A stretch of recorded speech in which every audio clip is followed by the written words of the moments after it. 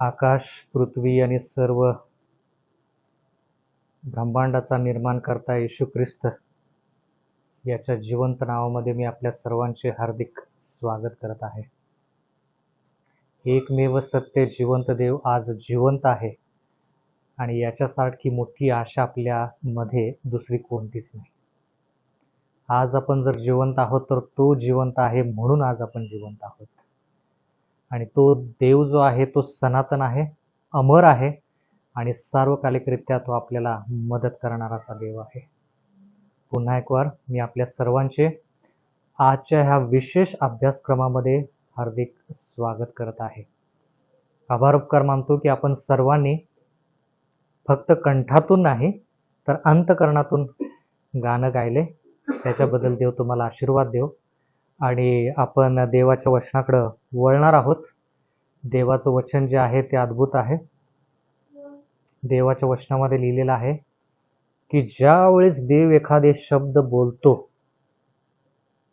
त्याच्या मुखातून निघलेली वाणी जी आहे ती वाणी आणि ते शब्द त्याच्याकडे परत मोकळे कधीच येत नाहीत. ज्या गोष्टीसाठी देव शब्द बोलतो ती गोष्ट नक्कीच होते. आणि म्हणून पुन्हा एक वार आपण देवाला विनंती करूया की आज मनुष्याने नाही तर देवाने आपल्या अंतःकरणासंती बोलावं. आपण गुडघे टेकू आणि प्रार्थना करू. सर्व समर्थ जिवंत आमच्या प्रेमळ देवा, आज आम्ही तुमच्या चरणी याच्यासाठी आलेलो आहोत कारण की आम्ही भुकेलेले आणि तहानलेले असे आहोत. आमची भूक आणि आमची तहान जे आहे ते तुम्हीच फक्त पूर्ण करू शकता. आम्ही आज मोकळ्या अंतःकरणाने आलेलो आहोत. त्या अंतःकरणामध्ये पाप आहे, त्या अंतःकरणामध्ये द्वेष, ईर्ष्या, मत्सर, आम्ही पापाने बरबटलेले असे आहोत. आम्ही आशाहीन असे तुमच्या समोर आलेलो आहोत. तरी देखील आमच्यामध्ये असा विश्वास आहे की जर आम्ही आपलं अंतःकरण आणि आमचं सर्वस्व तुम्हाला वाहून दिलं, समर्पित केलं, तर तुम्ही आम्हाला फक्त पापाची क्षमाच नाही करणार तर ते पाप पुसून टाकून आम्हाला सार्वकालिक जीवन देणार आहात. त्याच आशेनं आज तुमची लेकरं तुमच्या चरणी आलेले आहेत. आम्ही गुडघे टेकलेले आहोत कारण की आम्ही शक्तिहीन असे आहोत, निर्बल असे आहोत आणि आम्ही पूर्णपणे तुमच्यावरती अवलंबून आहोत. तुमचा मधुर आवाज पुन्हा एक वार आमच्या अंतःकरणामध्ये उतरू दे. तुमची वाणी पुन्हा एक वार आमच्या अंतःकरणासंती ती गोड वाणी, तो गोड आवाज आणि ते वचन जे आहे, तुमचं सत्य जे आहे, सुवार्ता जी आहे ती सुवार्ता आमच्यामध्ये पुन्हा एक वार आशा निर्माण करावी अशी असावी मागत आहोत. आम्ही वेगवेगळ्या ठिकाणाहून ह्या ठिकाणी एकत्र आलेलो आहोत आणि एकच उद्देश आहे की ह्या ठिकाणी तुमचं गौरव व्हावं आणि आमच्या आध्यात्मिक जीवनामध्ये वाढ व्हावी. म्हणून विनंती करत आहोत. आम्ही आमचं अंतःकरण तुमच्या अधीन स्वाधीन करत आहोत. पूर्णपणे आम्ही तुम्हाला समर्पित होत आहोत. आमची प्रार्थना तुम्ही कृपा करून ऐका आणि आम्हाला तुमचा आशीर्वाद द्या. जे लोक येण्याच्या मार्गावरती आहेत त्यांचे मार्ग मोकळे करा, जेणेकरून त्यांना देखील आजच्या वचनाचा आशीर्वाद मिळेल. इथून पुढची वेळ आमचं सर्वस्व तुमच्या अधीन आणि स्वाधीन करून नम्र प्रार्थना येशूच्या नावे मागतो म्हणून तुम्ही ऐका.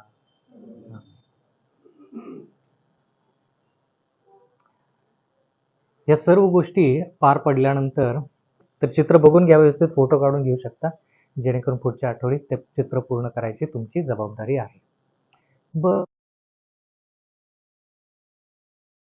आता आपण ह्या पवित्र स्थानाविषयी शिकत असताना एकदम सविस्तररित्या प्रत्येक मुद्दा व्यवस्थित समजून पुढे जाऊया.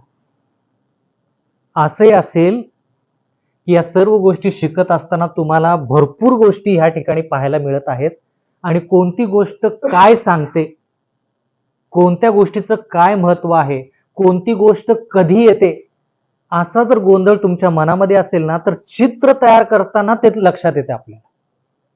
आता जर उदाहरणार्थ आमच्या बंधूंनी सगळं व्यवस्थित ठेवलं, पण जर आमच्या बंधूंनी जर आठवतं का बघा सुरुवातीला काय केलं होतं, आठवतं? आता हा कोण आहे? पापी कधीही पवित्र स्थानामध्ये ह्या ठिकाणी जात नाही. जास्तीत जास्त कुठे जातो? इथपर्यंत जातो. मग त्यांनी परत देवानं त्यांना मार्गदर्शन केलं आणि त्यांनी इथून परत काढलं आणि इथं ठेवलं. ती चांगली गोष्ट आहे. पण मी हे का सांगत आहे? कारण की जर आपल्याला चुकीचं शिक्षण मिळालं असेल ना, तर इथं ते कळतं की आपल्याला बरोबर कळलेलं आहे का चुकीचं कळलेलं आहे. पुढं पाठीमागं झालं की गोंधळ झालेला आहे असं आपल्याला थोडं कळून येऊ शकतं. बर, किती जण ख्रिस्ताची वाट पाहत आहेत? या भूतलावरती ख्रिस्त यावा. सर्वच. ख्रिस्त का आला नाही अजूनपर्यंत? आपली तयारी नाही.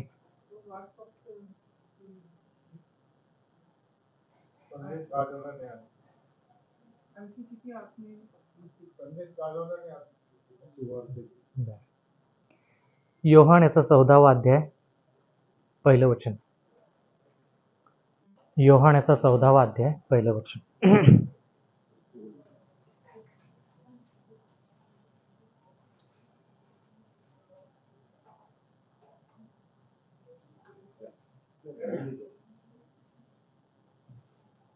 योहान याचा 14वा अध्याय 1 वचन. तुमचे अंतःकरण अस्वस्थ होऊ नये. हम्म, देवावर विश्वास ठेवा आणि मजवरी विश्वास ठेवा. हम्म, माझ्या पित्याच्या घरात राहण्याच्या जागा पुष्कळ आहेत. हम्म.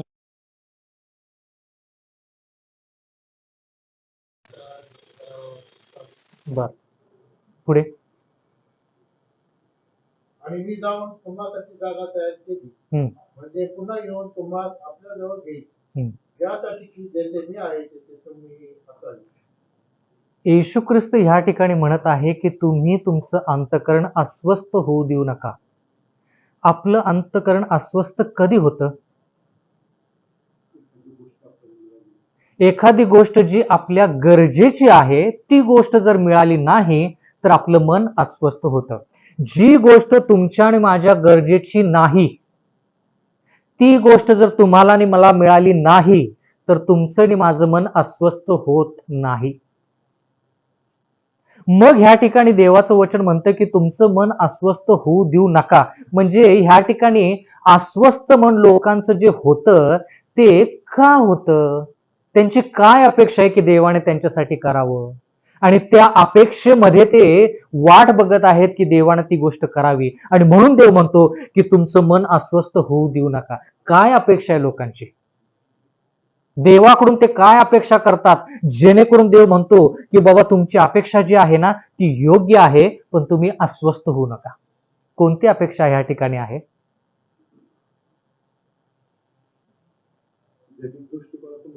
लोकांना अन्न पाणी बसतं त्याची आवश्यकता असते. त्या जर घेतल्या नाही तर माणूस अस्वस्थ होतं. ते जगी गोष्टी झाल्या. पण येशू ख्रिस्त या ठिकाणी आपल्याला एक अभिवचन देत आहे. तो म्हणत आहे की अस्वस्थ होऊ नका. म्हणजे काय होऊ नका? का अस्वस्थ होऊ नका? काय आपली गरज आहे ज्याच्यामध्ये आपण अस्वस्थ झालेलो आहोत? स्वर्गाकडे जाण्यासाठी. म्हणजे काय? देवाच्या संती राहण्याची जी तळमळ आपली आहे, जी तळमळ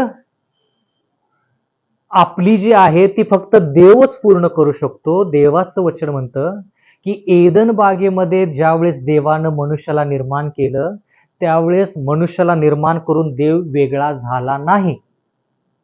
देव त्या मनुष्या संती राहिला. पण पापामुळे पाप आल्यामुळं आडभिंत निर्माण झाली आणि मनुष्य आणि देव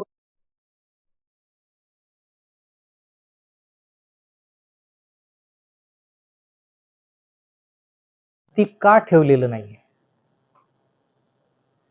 देव कुठं आहे? देव सगळीकडे आहे पण जर आपण विचार केला तर देव स्वर्गामध्ये आहे. मग आता किंवा येशू ख्रिस्त स्वर्गामध्ये आहे.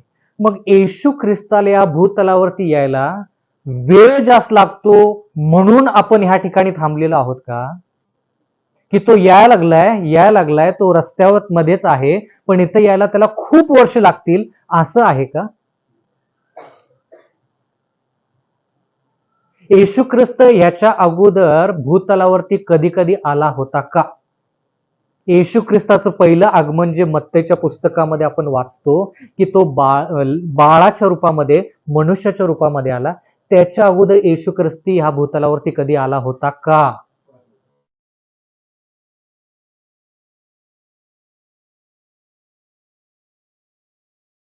ख्रिस्त होता. आणखी कधी? अब्राहम ज्यावेळेस त्याच्या तंबूच्या दरवाजाच्या जवळ बसला होता त्यावेळेस त्याने 3 पाहुणे त्या ठिकाणी पाहिलेले आहेत. त्या पाहुण्यांचा पाहुणचार त्याने केलेला आहे. त्याच्यामध्ये एक येशू ख्रिस्त होता.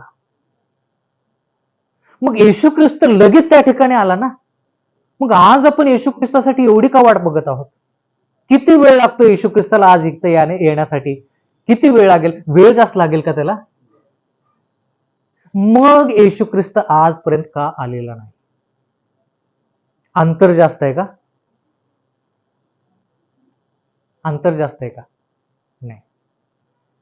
मला सांगा, अंतर येशू ख्रिस्तानं त्याच्या पहिल्या आगमनाच्या अगोदर, येशू ख्रिस्ताच्या पहिल्या आगमनाच्या अगोदर स्वर्गामध्ये आणि भूतलावरती जे अंतर आहे ते देवासाठी काहीच अंतर नाहीये, एक लहानशी गोष्ट आहे. हे कसं दर्शवून दाखवलं तेवढं सांगा.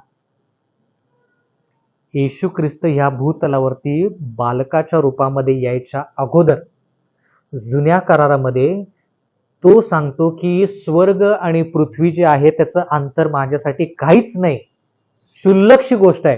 हे कोणत्या घटनेद्वारे देवानं आपल्याला दाखवलं?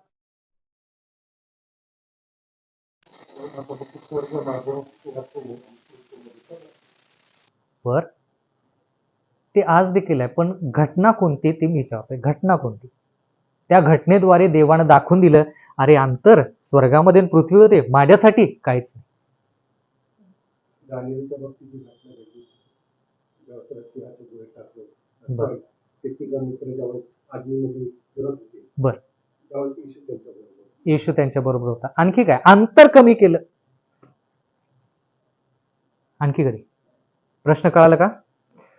स्वर्गाच्या आणि पृथ्वीच्या मधलं अंतर हे देवासाठी काहीच नाही. म्हणून आपण विचार करत आहोत की वेळ देखील जास्त नाही आहे. देवासाठी वेळ काहीच गोष्ट नाही. देव म्हणतो की मी कधी येऊ शकतो. त्याचं उदाहरण काय? अब्रामाच्या वेळेस तिथं लगेच 3 पाहुणे आले, बरोबर का? मोशेच्या वेळेस, मोशेला ज्यावेळेस तो झुडपामध्ये बोलत होता त्यावेळेस त्या झुडपामध्ये येशू ख्रिस्त होता. तसं अंतराविषयी मला सांगा, अंतर.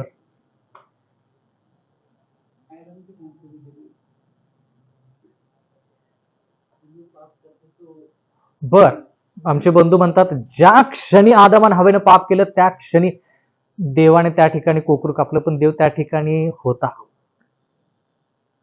मी पापाच्या नंतरची गोष्ट करत आहे की दुरावला गेलोय ना आपण पापामुळे. पापामुळे आपण देवापासून दुरावले गेलेलो आहे. तर मला हा प्रश्न आहे की देव म्हणतो की तुमच्यासाठी माझ्यासाठी अंतर जास्त असेल, देवासाठी अंतर काहीच नाही.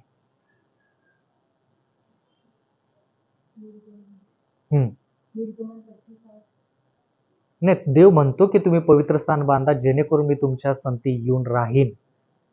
पण जर तुम्ही याकोबाचा विचार केला, याकोब आपल्या भावाला आणि वडिलांना फसवून ज्यावेळेस त्या ठिकाणाहून पळून जातो त्यावेळेस देवाचं वचन म्हणतं की तो एक ठिकाणी जाऊन थकलेला असतो, त्यावेळेस तो एक दगड घेतो आणि दगडावरती डोकं ठेवून त्या ठिकाणी ते एक स्वप्न पाहतो, एक दृष्टांत पाहतो.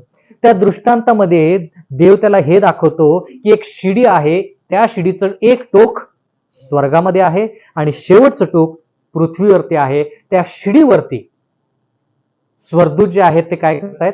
ये जा करत आहेत. आणि ती शिडी म्हणजे कोण? येशू ख्रिस्त, प्रभू येशू ख्रिस्त. त्याद्वारे देव दाखवत आहे की अंतर त्याच्यासाठी क्षुल्लकशी गोष्ट आहे.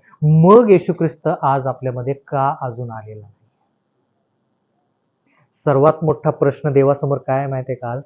जसं तुम्ही म्हणाला, पाप्याला वाचवत असताना पापाचा बचाव होता कामा नये, हा सर्वात मोठा प्रश्न देवासमोर आहे. नाही कळालं? परत एकदा, पापाचा नाश करत असताना पाप्याचा नाश होऊ नये, हा सर्वात मोठा संकट देवासमोर आहे. देव म्हणतो की मला पाप्याला वाचवायचंय पण पापाला वाचवायचं नाही. देव म्हणतो की मला पापाला नष्ट करायचंय पण पाप्याला नष्ट करायचं नाही. म्हणून एवढा गोंधळ आणि म्हणून एवढा वेळ. जर देव अगोदरच आला असता, कधी,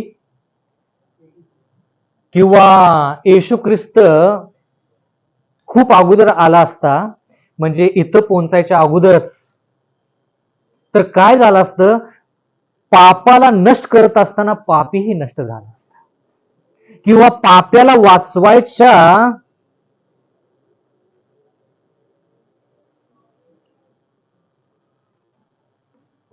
वाचवायच्या मार्गावरती पाप पण वाचलं गेलं असतं.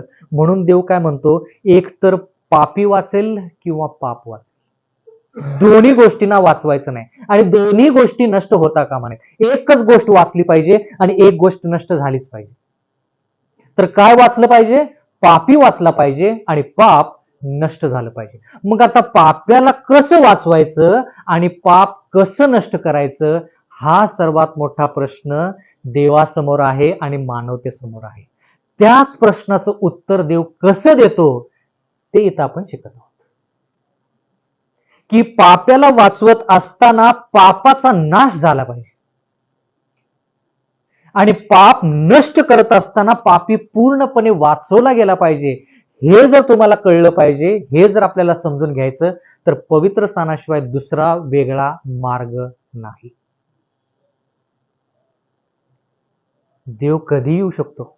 देवाला अंतर काहीच गोष्ट क्षुल्लकशी गोष्ट आहे, वेळ क्षुल्लकशी गोष्ट आहे. पण देव म्हणतो की पाप आणि पापी त्यांचं मिश्रण झालेलं आहे. ते मिश्रण कुठं झालं? आदम आणि हवेनं ज्यावेळेस पाप केलं त्यावेळेस त्या ठिकाणी पाप आणि पापी एकजूट झालेले आहेत. देव म्हणतो की ह्यांना पहिलं वेगळं करायचं आणि मग काय करायचं, पापाला नष्ट करायचं आणि पाप्याला वाचवायचं. पण जर हे दोघं एकनिष्ठ असतील तर मी वाचवायला गेलो तर दोघंही वाचतील, आणि जर नष्ट करायला गेलो तर दोघंही नष्ट होतील. म्हणून देव म्हणतो की पहिलं काय झालं पाहिजे, ह्यांना वेगळं केलं पाहिजे. तुम्हाला जर एखाद्या व्यक्तीला वाचवायचं असेल आणि तो व्यक्ती तरुण आहे, कल्पना करा की तो तरुण मुलगा, तुमची तरुण मुलगी वाईट संगतीमध्ये आहेत, वाईट लोकांच्या संगती आहेत, तर तुम्ही काय करता? सुरुवातीला त्या तुमच्या मुलग्याला किंवा मुलगीला वाईट गोष्टीतून, वाईट संगतीतून वेगळं करता आणि मग तुम्ही त्याला वाचवण्याचा प्रयत्न करता. जर त्या संगतीमध्ये तो मुलगा आहे किंवा मुलगी आहे आणि बेधडक जाऊन तुम्ही काय तर बोलला तर काय होईल? सगळ्यांचंच नातं तुटून जाईल तिथं. म्हणून तुम्ही त्याला वेगळं करता आणि मग त्याच्या संगती तुम्ही काय करता? त्याला वाचवण्याचा प्रयत्न करता. तसंच पाप जोपर्यंत पाप्यापासून वेगळं होत नाही ना, तोपर्यंत पाप देवाला नष्ट करता येत नाही. का नाही कळलं? म्हणून पहिली क्रिया जर असेल तर काय, पाप वेगळं झालं पाहिजे आणि नंतर पापाला पण नष्ट करायचं आणि मग द्यायचं. हा जो प्रश्न आहे ना, हा प्रश्न सोडवण्यासाठी तुम्हाला उत्पत्तीपासून प्रगटीकरणापर्यंत अभ्यास करणं गरजेचं आहे.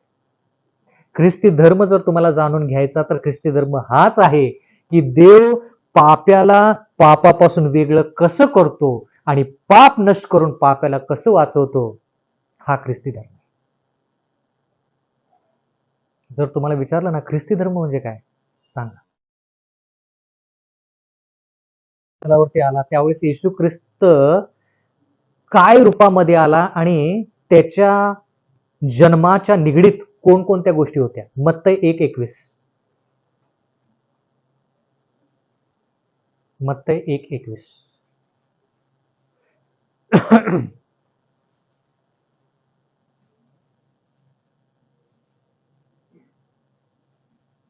तिला पुत्र होईल हा, आणि त्याचे नाव हम्म. तू येशू असे ठेव, येशू असे ठेव, कारण तोच आपल्या प्रजेला हा. त्यांच्या पापापासून काढेल. पापापासून तारील म्हणजे काय करेल? पापामध्ये का पापापासून? पासून हा शब्द आपल्याला काय सांगतो की पहिलं पापी व्यक्ती जो आहे तो पापापासून वेगळा झाला पाहिजे. बरोबर का चूक?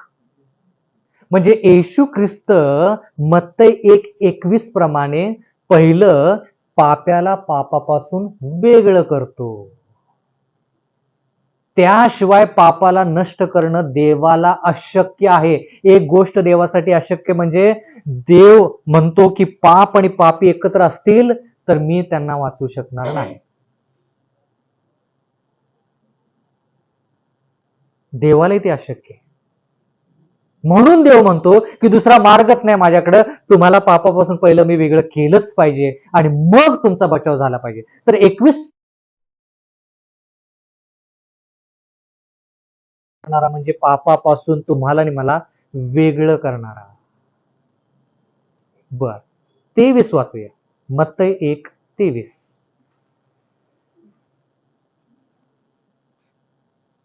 महाकुमारी गर्भवती होऊन हम्म पुत्र प्रसवली हम्म व त्याला इमॅन्युअल म्हणते. हा या नावाचा अर्थ आम्हासमोर देव. बरोबर, आम्हा बरोबर देव. म्हणजे आता येशू म्हणजे पहिलं पापापासून वेगळं करणारा आणि इमॅन्युअल म्हणजे आम्हा संती देव. पापापासून वेगळं झाल्यानंतरच चित्रामध्ये तेच बघतो ना आपण. पापापासून वेगळं व्यक्ती इथं होतो आणि मग तो इमॅन्युअल म्हणजे देवासंती एक तो इथं होतो. मग मला सांगा की तुम्हाला येशू पाहिजे का इमॅन्युअल पाहिजे?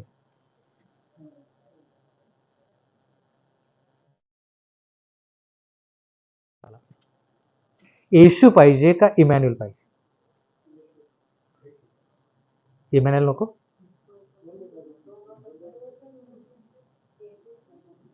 हा, नाही मान्य आहे येशू म्हणजे इमॅन्युअल, पण तुम्हाला कोण पाहिजे? जर तुम्हाला इमॅन्युअल पाहिजे ना, येशू आल्याशिवाय इमॅन्युअल नाही.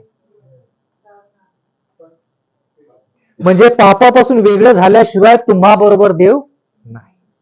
पण जर तुम्ही जर म्हणाला ना की आम्हाला येशू ख्रिस्त पाहिजे, तर फक्त तुम्ही पापापासून वेगळे व्हाल, देवासंती राहू शकणार. म्हणून दोघही तितकेच महत्वाचे. म्हणून येशू ख्रिस्त दोन्ही आहे. म्हणून बघायचं ना, ज्यावेळेस आपण देवाच्या वचनाचा अभ्यास करतो ना, येशू ख्रिस्ताला तसं का संबोधित केलेलं आहे? येशू ख्रिस्त इथंही आहे, इथंही आहे, इथंही आहे, इथं इथं इथं सगळीकडे. म्हणजे पहिल्यापासून शेवटपर्यंत तुम्हाला आणि मला येशू ख्रिस्ताशिवाय पर्याय नाही. खूप लोक असा प्रचार करतात की येशू ख्रिस्त ज्यावेळेस ढगावरती बसून येईल त्यावेळेस तो आपलं अंतःकरण बदलेल. कुठं लिहिले देवाच्या वचनामध्ये की ज्यावेळेस येशू ख्रिस्ताचं दुसरं आगमन होईल त्यावेळेस आपलं अंतःकरण बदलून जाईल आणि मग येशू ख्रिस्त आपल्याला स्वर्गाच्या राज्यात घेऊन जाईल? कुठं लिहिलंय बायबलमध्ये की अंतःकरण येशू ख्रिस्ताच्या दुसऱ्या आगमनावेळेस बदलणार आहे? असं देवाच्या वचनामध्ये कुठं नाही. मग तसं जर आहे तर नास्तिक लोक जे म्हणतायत ना ते बरोबर आहे. नास्तिक लोक काय म्हणतात? हे सगळे जे त्रास संकट यायला लागलेत ना देवामुळेच यायला लागलेत. बरोबर आहे. मग ते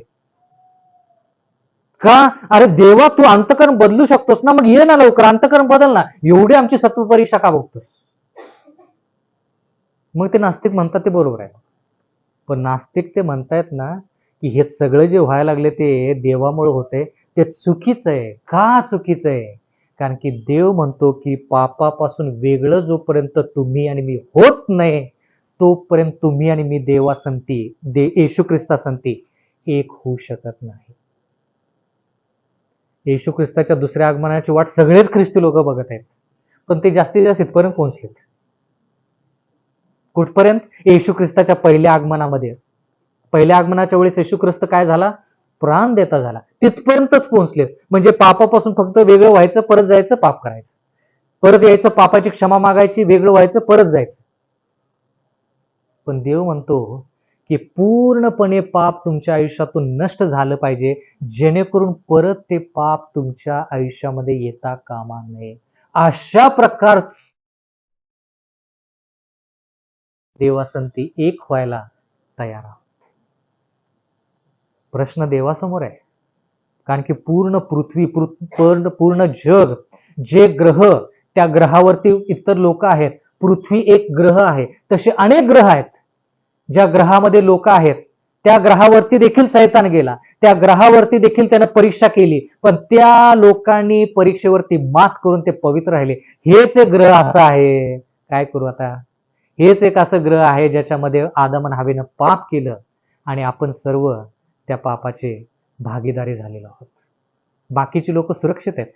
ते बघत आहेत की देव ह्या लोकांना पापापासून वेगळं कसा करतो, बघायचंय आम्हाला. ते म्हणतायत, देव म्हणतो दाखवतो तुम्हाला. आता जरा लक्ष द्या, महत्वाचा मुद्दा.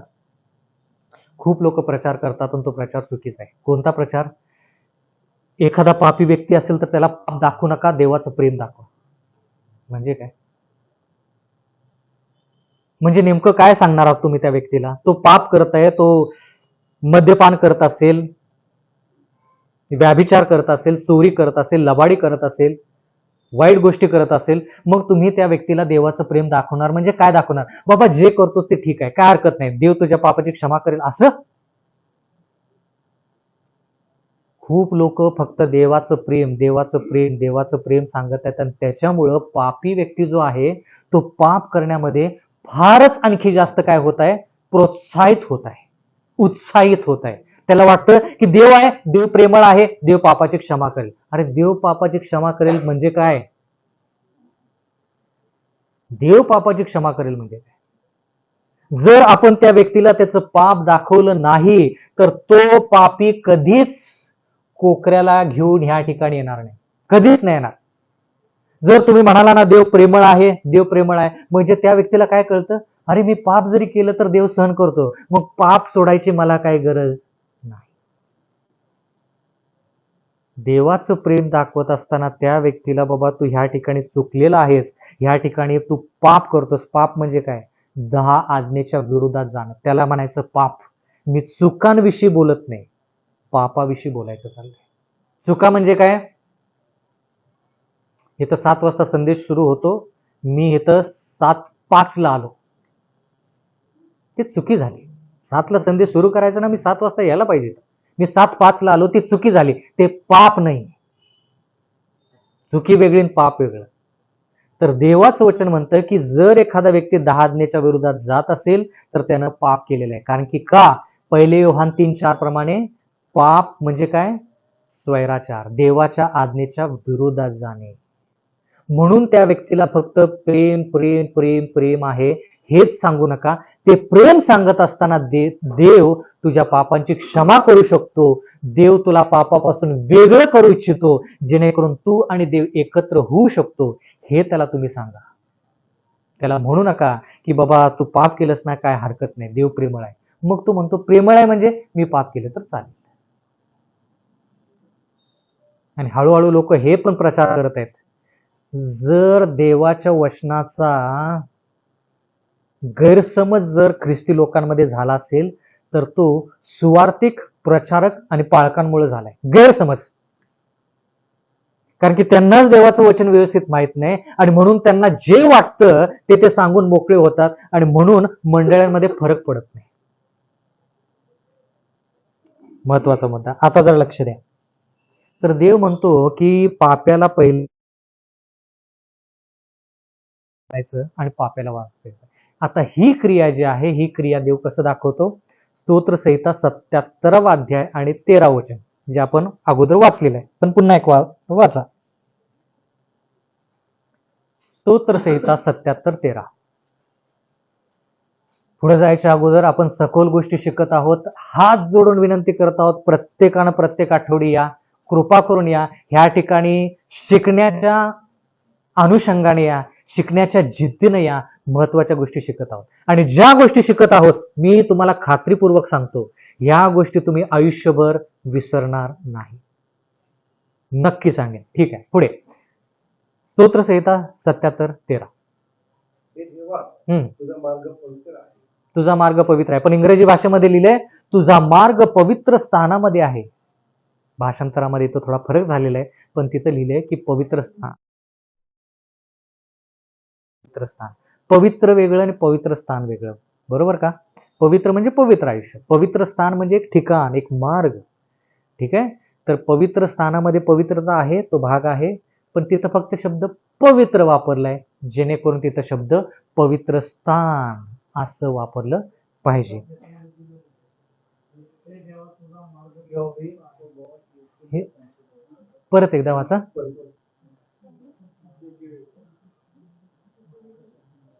तुझा मार्ग पवित्रतेचा आहे. पवित्रतेचं आहे वेगळं आणि पवित्र स्थान वेगळं. म्हणजे भाषांतर जसं पाहिजे तसं पाहिजे. तुम्ही काय वाचलं? पवित्रतेचा. बर बर हा. इन द सँक्च्युरी म्हणजे पवित्र स्थानामध्ये आहे. पवित्र स्थान इथं संपतं का? पवित्र स्थान इथं संपतं का? इथं संपतं का? इथपर्यंत आहे. म्हणून म्हटलं की तारणाचा मार्ग जो आहे तो इथून सुरुवात होतो आणि पहिल्यापासून येशू ख्रिस्त तुमच्या संती आहे, शेवटपर्यंत येशू ख्रिस्त तुमच्या संती आहे. आता आता आता हे पवित्र स्थान जे आहे ते पवित्र स्थान शिकत असताना आपल्याला महत्वाच्या गोष्टी शिकायच्या आहेत. पवित्र स्थान जर जुन्या करारामध्येच फक्त असतं आणि नवीन करारामध्ये त्याचा जर उल्लेख नसता तर आपल्याला काही शिकायची गरज नाही. म्हणजे थोडक्यात काय, देव जर म्हटला असता की पवित्र स्थान जे आहे ते फक्त जुन्या करारातल्या लोकांसाठी आहे, नवीन करारातल्या लोकांसाठी नाही, तर आपल्याला एवढा वेळ घालवायची गरज नाही. पण येशू ख्रिस्ताचं वचन नवीन करारामध्ये पवित्र स्थानाविषयी सांगतं. आता जरा लक्ष द्या. इब्री करासपत्र याचा 8वा अध्याय.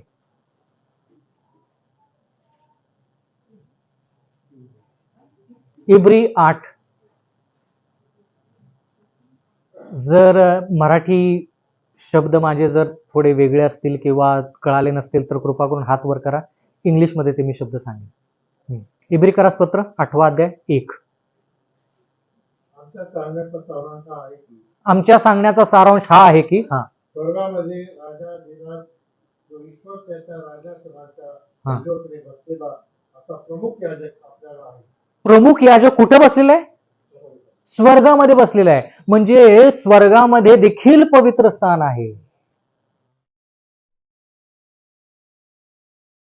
तो पवित्र स्थानाचा भविष्याने नव्हे तर प्रभूने घातलेला खऱ्या मनपाचा सेवक आहे. मग ते पवित्र स्थान जे स्वर्गामध्ये आहे ते कुणी तयार केलं? मोशेनं? कुणी तयार केलं? देवानं तयार केलं. मग त्या पवित्र स्थानामध्ये प्रमुख याजक आहे. बर, पुढे वाचा दुसरं वचन. प्रत्येक प्रमुख याजक दाने व यज्ञ पशु ही अल्पावयास नेमलेला असतो. बर, पुढे दुसरं वचन. याद्वारे ऐकण्यास काहीतरी असणे अगत्य आहे. बर, आता आपण इथं पाहिलं की स्वर्गामध्ये पवित्र स्थान आहे, बरोबर. मग मोशेने जे पवित्र स्थान बनवलं ते स्वर्गाप्रमाणे बनवलं का स्वतःच्या इच्छानुसार बनवलं? बरं, आता जरा लक्ष द्या. स्वर्गामध्ये जर पवित्र स्थान आहे तर त्या पवित्र स्थानामध्ये किती भाग आहेत ह्याचं उत्तर मला तुमच्याकडून अपेक्षित आहे. इब्री करासपत्र 9वा अध्याय. इब्री करासपत्र याचा 9वा अध्याय आणि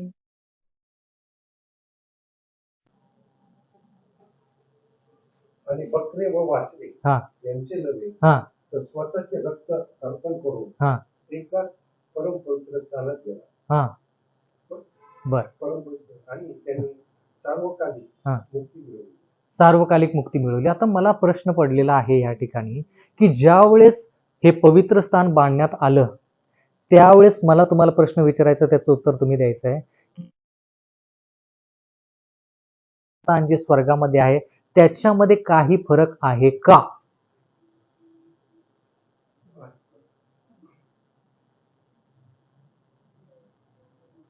प्रश्न कळाला? स्वर्गामधलं पवित्र स्थान जे मोशेला दाखवण्यात आलं आणि भूतलावरती जे पवित्र स्थान जे मोशेनं बांधलं, त्याच्या लोकांनी बांधलं, त्याच्यामध्ये काही फरक आहे का?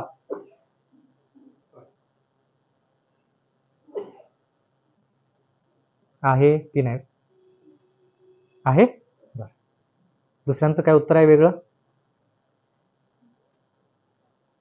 म्हणजे याचा अर्थ तुम्ही म्हणताय की फरक नाही का? आहे, फरक आहे. काय फरक आहे? या ठिकाणी पापी आहे, स्वर्गामध्ये पाप राहू शकत नाही. इथं कुठं पापी आहे? भूतलावरचं जे पवित्र स्थान होतं त्या ठिकाणी पापी येऊन पापासाठी अर्पण वगैरे करतात. स्वर्गामध्ये येऊ शकत नाही. ख्रिस्ताने एकदा स्वतःचं रक्त. बर, नाही फक्त बर, पवित्र स्थान आणि परमपवित्र स्थान. स्वर्गामध्ये पवित्र स्थान आणि परमपवित्र स्थान. हा पडदा थोडा बाजूला करतो. पडदा म्हणजे दोन भाग आहेत तिथं. हा पडदा आहे, हा पडदा आहे. स्वर्गामध्ये फक्त पवित्र स्थान आहे आणि परमपवित्र स्थान आहे. पण ज्या वेळेस मोशेनं भूतलावरती पवित्र स्थान बांधलं त्याच्यामध्ये मंडप पण आहे, दर्शन मंडप पण आहे, पवित्र स्थान पण आहे, परमपवित्र स्थान किंवा महापवित्र स्थान, तिन्ही गोष्टी आहेत. हा फरक आहे. आता तसा फरक का? जरा लक्ष द्या. येशू ख्रिस्त त्यानं जर बलिदान करायचं तर त्यानं स्वर्गात करायचं का भूतलावरती करायचं? कुठं करायचं? भूतलावरती करायचं. म्हणजे हे भूतल आहे, म्हणजे जी पृथ्वी आहे ती पृथ्वी हे दर्शवतं की येशू ख्रिस्त पृथ्वीवरती पूर्ण जगाच्या पापासाठी मरण पावणार. ते ठिकाण जे आहे ते हे आहे. पण येशू ख्रिस्त ह्याच्यानंतर कुठं जाणार आहे? तर स्वर्गामध्ये जाणार आहे. तर स्वर्गामध्ये काय आहे? ह्या दोन गोष्टी आहेत. स्वर्गामध्ये हे नाही, हे ठिकाण स्वर्गामध्ये नाही. कोणते दोन ठिकाण आहेत? पवित्र स्थान आणि पवित्र स्थान किंवा परमपवित्र स्थान. बरं, ठीक आहे. कळालं का गोंधळ आहे? येशू ख्रिस्त ह्या जगामध्ये येईल, मरण पावेल, मग त्याचं पुनरुत्थान होईल. त्यावेळेस पुनरुत्थान झाल्यानंतर तो कुठं जाईल? पवित्र स्थानामध्ये जाईल. पवित्र स्थानामध्ये. याच्याविषयी आपण शिकलो. कुठं शिकलो? घटना की येशू ख्रिस्त पवित्र स्थानामध्ये आहे. घटना शिकलो आपण एक. हा, वचन वचन वचन बरोबर आहे. उत्तर वचन सांगा. उत्तर बरोबर आहे. वचन सांगा. स्टेफन मराठीमध्ये स्टेफन. प्रेषितांचे कृत्य बरोबर आहे. 3रा अध्याय नाही, 7वा अध्याय बरोबर आहे.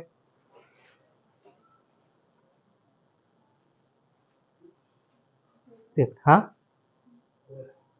कोणतं वचन? बायबल आहे.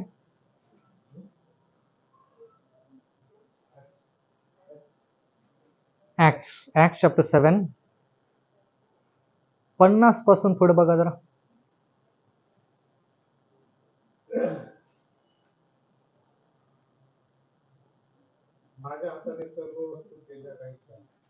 प्रेषितांचे कृत्य 7वा अध्याय 50. बर, हा. आणि हृदयाने व कानांनी बेसुरी लोकांनो, हा, तुम्ही पवित्र आत्म्याला सर्वदा कळविता. बर. 52 वाचा. बर, 55 वाचा. परंतु पवित्र आत्म्याने पूर्ण होऊन हा, त्याने आकाशाकडे निरखून पाहिले. बर. तेव्हा देवाचे तेज व देवाच्या उजवीकडे येशू उभा असलेला हा, त्याच्याकडे दिसला. स्वर्गामध्ये येशू ख्रिस्त त्या ठिकाणी उजव्या बाजूला आहे, उभा आहे, असं त्याला पाहायला मिळालं.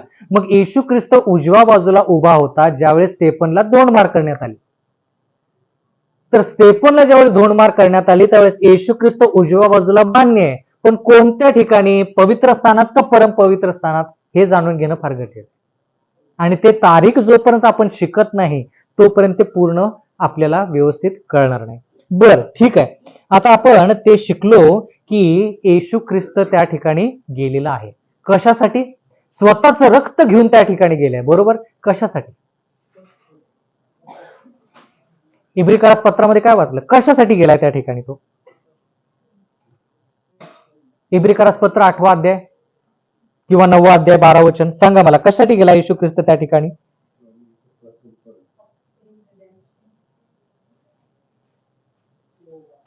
8:1 वाचा. इब्री पत्र 8:1. सांगण्याचा मुख्य मुद्दा हा आहे की स्वर्गामध्ये राजवैभवाच्या सिंहासनाच्या उजवीकडे बसलेला असा प्रमुख याजक आपल्याला आहे. तो पवित्र स्थानाचा म्हणजे माणसा. बर, पुढे दुसरं वचन. प्रत्येक प्रमुख याजक धान्य व यज्ञ आठवड्यात केलेला असतो, म्हणून त्याच्या जवळही आणखीनच काहीतरी असणे अगत्याचे आहे. तो पृथ्वीवर असतात पण तो याजकच नसतात. बर, ठीक आहे. 9वा अध्याय 12 वचन. आणि बकरी व वासरे यांचे नव्हे तर स्वतःचे रक्त अर्पण करून एकदाच परम पवित्र स्थानात गेला. एकदाच तो परम पवित्र स्थानामध्ये गेला. म्हणजे काय? कोकऱ्याचं आणि बकऱ्याचं रक्त ह्या लोकांनी किती वाहिलं तरी देखील जोपर्यंत येशू ख्रिस्ताचं रक्त वाहत नाही तोपर्यंत त्यांना सार्वकालिक जीवन नाही. म्हणजे त्याचा अर्थ असा की जरी येशू ख्रिस्ताने ह्या ठिकाणी बलिदान केलं तर त्याची तारणाची क्रिया इथं पूर्ण होत नाही. पुढे जाऊन त्याला सार्वकालिक जीवनासाठी काय करावं लागेल? मध्यस्थी करावं लागेल. म्हणून तो उजव्या बाजूला आहे. कोणाच्या? पित्याच्या उजव्या बाजूला त्या ठिकाणी तो आहे. आता जरा लक्ष द्या, महत्वाचा मुद्दा आपण शिकत आहोत. आता 3 गोष्टी आहेत या ठिकाणी. एक, जी सेवा ह्या ठिकाणी म्हणजे मंडपात होते, दर्शनाच्या ठिकाणी. दुसरी सेवा जी पवित्र स्थानामध्ये होते, आणि तिसरी सेवा जी महापवित्र स्थानामध्ये होते. तिन्ही गोष्टी महत्वाच्या. मला सांगा, जर हे नसतं तर हे असतं का? हे जर नसतं तर हे असतं का? नाही. म्हणजे थोडक्यात काय? सत्य, मार्ग व जीवन मीच आहे, म्हणजे येशू ख्रिस्त आहे. येशू ख्रिस्त म्हणतो इथूनच यायचं आणि शेवटपर्यंत जायचं. आता ह्या ठिकाणी कोकरू जे आहे ते येशू ख्रिस्त जो आहे ते कोकरू येशू ख्रिस्ताला दर्शवतं. तो पापी हे कोकरू घेऊन जातो आणि त्या पाप्याच्या कोकराच्या डोक्यावरती काय करतो? पापाची कबुली करतो. कुठं वाचलं आपण हे? लेविय 4 मध्ये. लेविय 4. बरं, आता लेविय 4 याच्या 27, लेवी 4:27 कडे जाऊया आपण.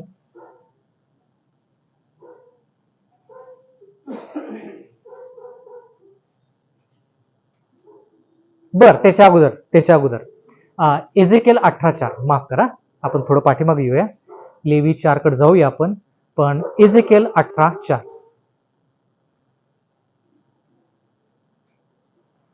एजेकिएल 18:4 पुढं पाठीमागे झालं थोडं, माफ करा. 18:4. Behold, all souls are mine, as the soul of the Father, so also the soul of the Son is mine. The soul that sinneth, it shall die. जो जीवात्मा पाप करेल तोच मरेल. बरोबर? मरेल म्हणजे काय? मरेल म्हणजे काय? काय झालं पाहिजे?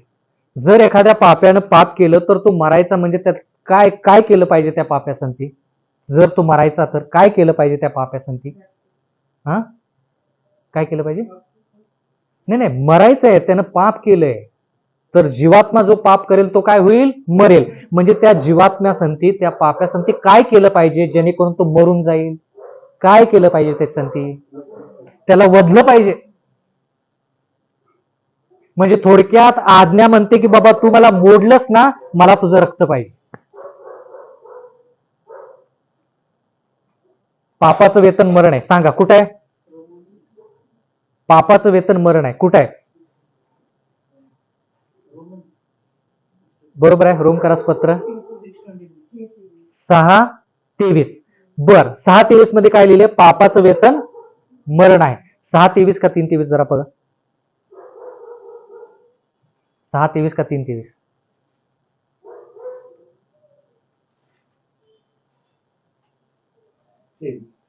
6:23 का 3:23? 6:23. बर, 3:23 मध्ये काय लिहिलंय बघूया. कारण सर्वांनी पाप केले आहे हा, आणि ते देवाच्या गौरवाला गुरु पडले. बर, सर्वांनी पाप केलंय. बरोबर. रोमकरास पत्र 3:23, सर्वांनी पाप केले. एजेकिएल 18 प्रमाणे जो जीवात्मा पाप करेल तो मरेल. म्हणजे प्रत्येकानं पाप केले तर प्रत्येकानं काय झालं पाहिजे? त्याचा मृत्यू झाला पाहिजे. कारण की रोमकरास पत्र 6:23 प्रमाणे पापाचं वेतन मरण आहे. पाप केलं की आपण मरायचं. पण आता जरा लक्ष द्या,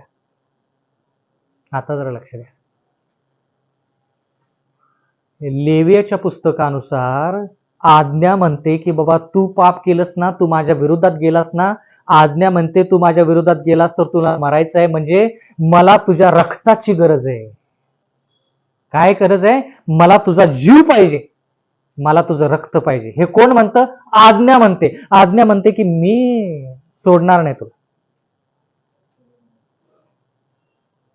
मग आता ज्या व्यक्तीनं पाप केलं तो मरण पावला पाहिजे. आता दुसरा पर्याय नाही, कारण की आज्ञा तर आज्ञा आहे. आज्ञा मोडून चालत नाही. आज्ञा म्हणतं हा माझा नियम आहे, तू पाप करशील, माझ्या विरोधात जाशील तर तुला मरायचंय, म्हणजे तुझा मला जीव पाहिजे. मग हा पापी तळमळतो, पापी म्हणतो आता मला मरायचं. आदा म्हटलं आता मी मरण पावणार, हवा म्हटली आता मी मरण पावणार. लगेच येशू ख्रिस्त, तुम्हाला मरायची गरज नाही, तुमच्या ऐवजी मी माझे प्राण तुम्हाला देतो. कळालं का? कुठं कसं कसं कसं कसं जायचं? आज्ञा म्हणते मला जीव पाहिजे, आज्ञा आज्ञा आहे. मग येशू ख्रिस्त म्हणतो आज्ञेला, बरं ठीक आहे, तुझा जो नियम आहे ना, तो नियमाचं उल्लंघन नाही करणार. तुला जीव पाहिजे ना, मी माझा जीव दे. कोण म्हणतं? येशू ख्रिस्त म्हणतो. येशू ख्रिस्त म्हणतो, ह्या पाप्याच्या ऐवजी मी मरण पावेन आणि माझं रक्त या पाप्याच्या ऐवजी सांडलं जाईल. आणि म्हणून देव म्हणतो की आता जर ह्या पाप्याला पापापासून वेगळं करायचं तर येशू ख्रिस्तानं ह्याची जागा घेतली पाहिजे. आणि मग हा व्यक्ती जो आहे तो त्याचं पाप येशू ख्रिस्तावरती लादेल. हा व्यक्ती येशू ख्रिस्तापासून वेगळा होईल. मग पापापासून वेगळं झाल्यानंतर मग ह्या व्यक्तीला मी वाचवू शकतो. आता महत्वाचा मुद्दा. म्हणून देवानं पवित्र स्थान निर्माण केलं, बरोबर का? आता पवित्र स्थान बांधत असताना सगळ्या गोष्टी ज्या तयार करण्यात आल्या ते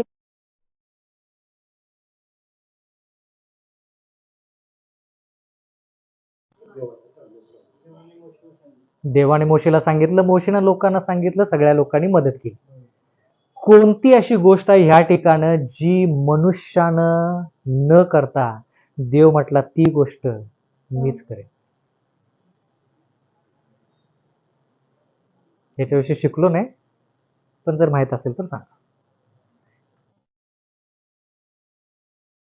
परमपवित्र स्थानामध्ये त्यावेळेस ते बाकी लोकांचे सगळे उठून जायचे वर्षभर, त्यावेळेस पाणी यायचं, तेव्हा ते दिवस करू शकत नाही, हे पवित्र स्थानामध्ये ज्या गोष्टी आहेत त्या गोष्टीविषयी चाललंय. ज्या गोष्टी जसं की भाकरीचा मेज आहे, दीपस्तंभ आहे, मग वेदी आहे, इथं हे साक्षीपट आहे, हे गोष्टी मनुष्यानं केल्या, बरोबर का? पण मला हे म्हणायचं आहे की कोणती अशी गोष्ट आहे का याच्यामध्ये की देव म्हटला की ती गोष्ट मी करेन, तुम्ही काय करू नका? सेवा नाही, गोष्टी जे वस्तू आहेत, वस्तू वस्तू वस्तू वस्तू 10 आज्ञा ज्या आहेत त्या 10 आज्ञा ज्या लिहिल्या गेल्या ना, देव म्हटला की मोशे तू नाही लिहिणार, त्या मी लिहीन आणि मी तुला त्या पाट्या देईन. त्या पाट्या फक्त इथं आठव, बाकीच्या सगळ्या गोष्टी तू कर. कुठं असं लिहिले? सांगा मला, कुठं असं लिहिले की देवानं 10 आज्ञा ज्या आहेत त्या 10 आज्ञा स्वतः लिहिलेल्या आहेत? अनुवाद अनुवाद बर, अनुवाद मध्ये पण लिहिले. बरं, निर्गम मध्ये पहिलं बघूया. स्वतःच्या हाताने लिहिले असा शब्द पाहिजे. 10 आज्ञा आहेत ते मान्य आहे, पण स्वतःच्या हाताने देवानं लिहिल्या ते पाहिजे मला.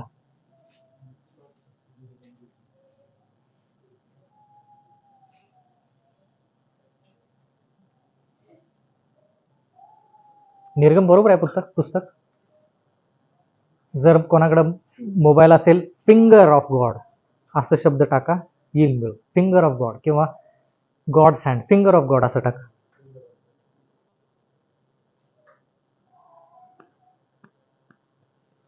हे तर पवित्र शास्त्र उघडलंच पाहिजे, दुसरा पर्यायच नाही. देवानं 10 आज्ञा लिहिल्यात आणि त्या आज्ञा मोशेला देण्यात आल्या. हा, कुठे फिंगर ऑफ गॉड? कुठं? बर, 5:22 मध्ये. बरं, वाचा. हा, परमेश्वराने त्या पर्वतावर अग्निमेघ व अंधकार यामधून तुमच्या सर्व मंडळीस महाशब्दे करून सांगितले. अधिक सांगितले नाही, त्याने 2 दगडी पाट्यावरती लिहून माझ्या हाती दिली. बर, 2 दगडी पाट्यावरती लिहून माझ्या हाती दिली. बर, आणखी कुठे आहे? बरोबर आहे उत्तर. दगडी पाट्यावरती मोशेचे नियम नाही, देवाच्या 10 आज्ञा होत्या. बर, पुढे 31, निर्गम 31:18. निर्गम 31:18. निर्गम 31:18 वाचा.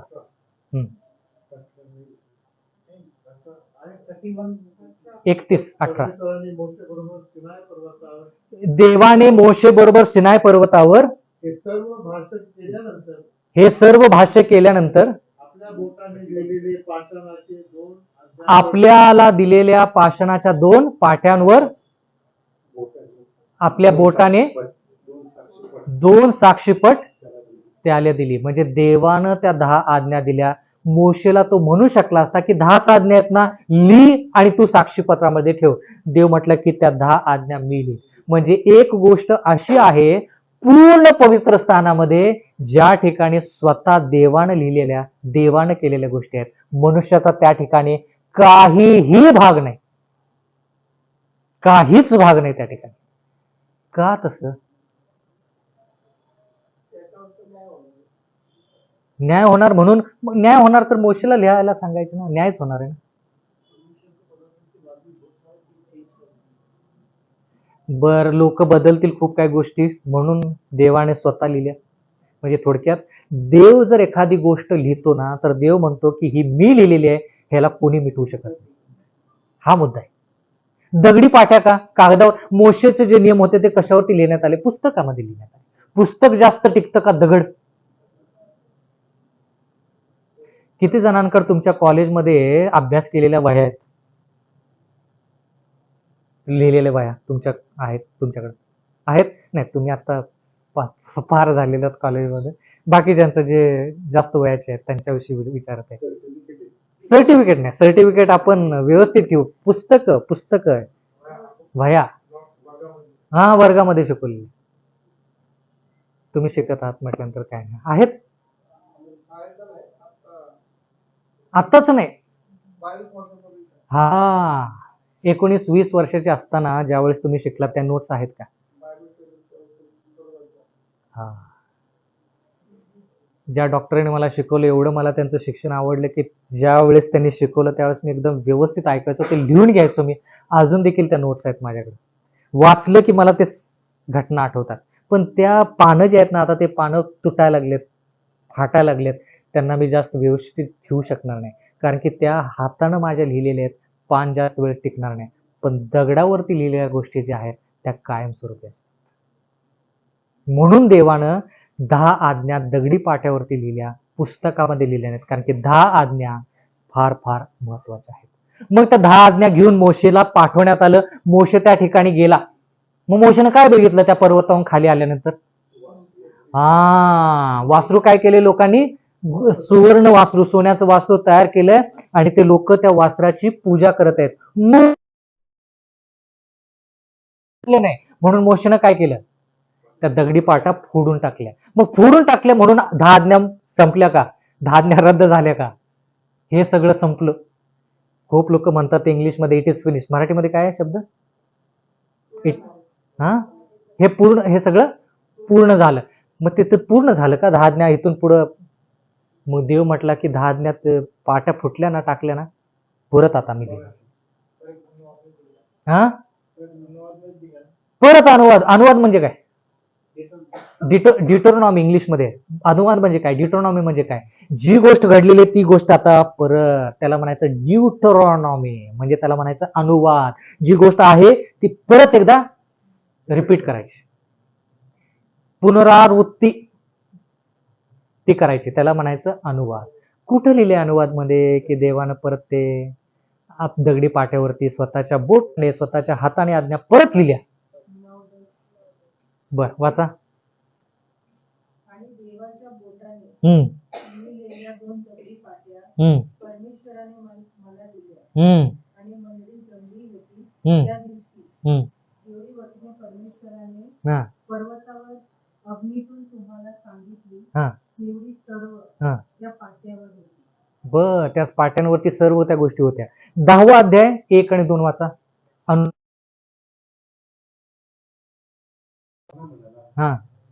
पहिल्या पाट्यांसारख्या 2 दगडी पाट्या घडीव. आणि त्या घेऊन माझ्याकडे पर्वतावर ये. म्हणजे पाट्या फक्त घेऊन मोशेनं देवाकडे जायचंय. त्या पाट्यांवरती काहीही लिहायचं नाही, कोरायचं नाही. बर. लाकडाचा एक कोशही तयार कर. मग तू फोडून टाकलेल्या पहिल्या पाट्यांवर जी वचने होती ती मी त्या पाट्यांवर लिहिली. मी ते वचन परत एकदा लिहीन. वचन म्हणजे 10 आज्ञा लिहीन. आणि देवाचं वचन म्हणतं की पाट्या जरी फुटल्या तर देवाची आज्ञा फुटली नाही, म्हणून देवानं मुद्दाम त्या पाट्यांवरती परत लिहिलं, जेणेकरून लोकांना कळावं की 10 आज्ञा ज्या आहेत त्या 10 आज्ञा सार्वकालिक आहेत. 10 आज्ञा काय आहेत?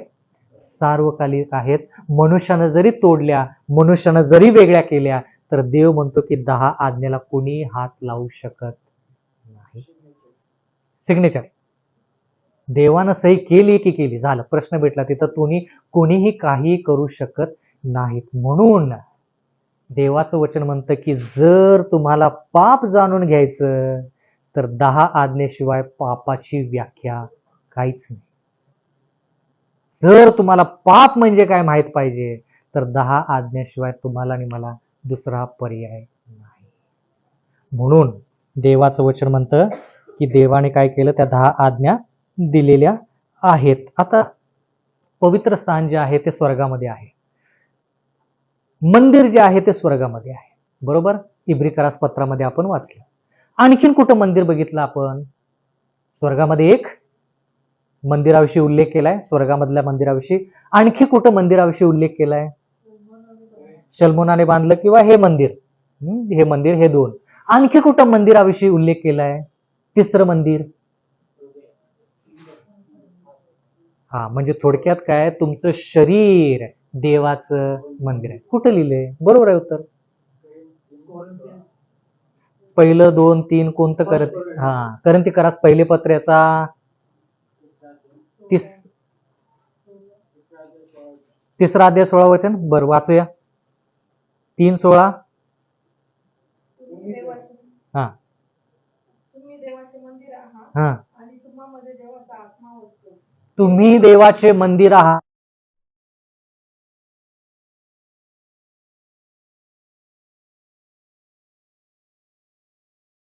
गोष्टी घडल्या पाहिजेत. तुम्ही स्वतःला वधस्तंभावरती प्राण देता झाला पाहिजे. तुम्ही बाप्तिस्मा घेतला पाहिजे. तुम्ही वचनाचा अभ्यास केला पाहिजे, प्रार्थना केली पाहिजे, साक्ष सांगितली पाहिजे. मग तुम्ही देवासंती जाऊ शकता. मग येशू ख्रिस्त ज्यावेळेस म्हणाला ना की तुम्ही मला जरी मारून टाकलं तर मी 3 दिवसात मंदिर परत उभा करेन. कोणतं मंदिर? पण त्या लोकांना वाटलं कोणतं मंदिर माहिती आहे का? यरुशलेमेचं मंदिर. आता हे मंदिर जे आहे, पवित्र स्थान जे आहे किंवा देवाचं मंदिर जे आहे यरुशलेममध्ये, किती वर्ष चाललं माहिती आहे का? ते जवळपास 1400 वर्ष ते मंदिर अस्तित्वात होतं. हे हे हे मंदिर. मग देवाचं वचन म्हणतं की जसं देव आणि त्याचं मंदिर, त्याच्या आज्ञा सार्वकालिक आहेत, तसं तुमची आणि माझी पवित्रता सार्वकालिक पाहिजे. फक्त 1 दिवसासाठी पवित्र राहायचं नाही. शाबात आला की फक्त पवित्र, दिवस मावळला की पवित्रता पण मावळते, तसं होता कामा नये. आठवड्यातला 1 दिवस पवित्र आहे, पण तुम्ही आणि मी किती दिवस पवित्र पाहिजे?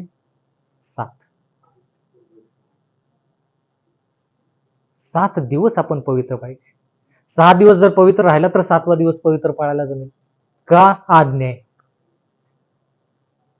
देव म्हणतो की आज्ञा जर नाही ना तर तुम्हाला मी कोण आहे माहित नाही. देवाचं चारित्र्य जर ओळखायचं, देव कोण आहे हे जर ओळखायचं, तर त्याच्या आज्ञा बघा, मग तुम्हाला कळेल की देव कोण आहे. आज्ञा काढल्या की कोण देव? देव कोण आहे आपल्याला नाही कळणार. म्हणून देवाचं चरित्र जसं देवापासून वेगळं केलं जात नाही, तसं 10 आज्ञा देवापासून वेगळ्या करता येत नाही. तुम्हाला जर लोकांचं चरित्र बघायचं आहे ना, मुलगा आणि मुलगी त्यांचं जर लग्न व्हायचं असतं ना, तर त्यावेळेस आई वडील काय बघतात? मुलग्याचं चरित्र काय, मुलगीचं चरित्र काय, ते कोणकोणत्या गोष्टी करतात ना त्याच्यावरती त्यांचं चरित्र ठरतं. बरोबर का चूक? ते त्यांच्या आयुष्यामध्ये काय नियमाचं ते अनुकरण करतात? सकाळी उठतात का? हा नियम आहे. देवाच्या वचनाचा अभ्यास करतात का? हा नियम आहे. आरोग्यदायी जीवन जेवतात का? हा नियम आहे. प्रार्थना करतात का? नियम आहे. हा नियमांचं जर त्यांनी पालन केलं तर त्यांचं चरित्र कळतं. सकाळी संध्याकाळी प्रार्थना करतात का? चांगली बोली आहे का? लोकांवरती प्रेम करतात का? देवाच्या मंदिरामध्ये येतात का? हे सगळे नियम आहेत. ह्या नियमाद्वारे तुम्ही त्यांना ठरवता की त्यांचं चारित्र्य कसं आहे. तसं 10 आज्ञेवरती आपल्याला कळतं की देवाचं चारित्र्य काय आहे. आणि जर तुम्हाला आणि मला देवासंती राहायचं तर तुमचं माझं चारित्र्य देवासारखं झालं पाहिजे. आणि देवाचं चारित्र्य ते आपलं त्याच्यासारखं व्हावं म्हणून एवढं सगळं देव काय करत आहे, आपल्या आयुष्यामध्ये प्रयत्न करत आहे, जेणेकरून ज्यावेळेस आपलं चरित्र देवासारखं होईल त्यावेळेस आपण देवासंगती राहण्यासाठी तयार असू. किती जणांना पापापासून वेगळं होऊन पाप पूर्णपणे तुमच्या आयुष्यातून नष्ट व्हावी ठीक आहे. तर आपण एक गीत गाऊया. केली माफी मला, केली माफी मला, माझ्या पातकांची केली माफी मला, केली माफी मला, माझे दोष मजला दिसले, माझे दोष मजला दिसले, प्रभू येशूने दाखविले, माझे दोष मजला दिसले, प्रभू येशूने दाखविले, खोल खोल सागरी बुडले, माफी मला,